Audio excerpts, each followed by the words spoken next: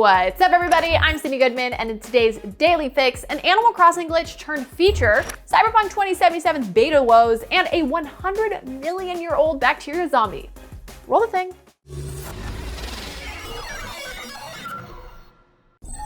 A glitch that just wouldn't quit being incredibly useful has been turned into a feature in the latest Animal Crossing New Horizons update. Spotted by the AC World Blog Twitter account, you can now remove the HUD when using the Nook phone camera app by clicking in the right analog stick on your Joy-Con. Earlier in July, a glitch that allowed players to remove the HUD was taken out of the game, which led to some backlash because fans and content creators were using the glitch to capture footage and screenshots of the game without the visually busy elements of the interface, much like modern photo modes in other games. Don't you worry, Nintendo is always listening. And this time in a positive way.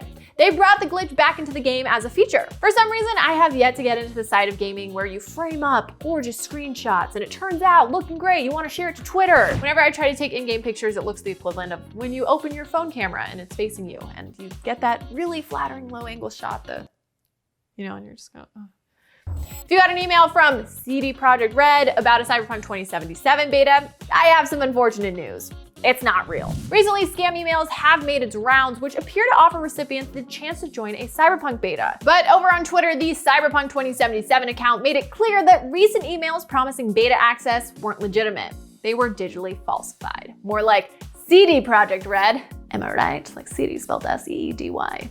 The developer also made clear that any official communication to fans or content creators would come from a cdprojektred.com address, never from a third party. It's not exactly clear what the scammers were hoping to gain from unsuspecting Cyberpunk fans, but my guess would be login details for gaming accounts. And when asked if there were official plans for a Cyberpunk 2077 beta, the account replied, quote, "We do not have plans for that. Sorry." Talk about rubbing salt in the wound. Well, that's a bummer. We shouldn't have to wait too much longer for Cyberpunk info because at the end of the first Night City Wire, it was revealed that we'll get a second episode of the game's digital news broadcast in just a few weeks. It has since been just a few weeks since June, as in like 4, but that means it has to be coming soon, right? In the words of the folks of the Iron Islands, what is dead may never die.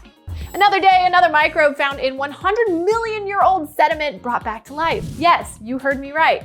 As reported by Gizmodo, an international team of scientists led by microbiologist Yuki Morono from the Japan Agency for Marine Earth Science and Technology revived microbes found to be from 101.5 million years ago.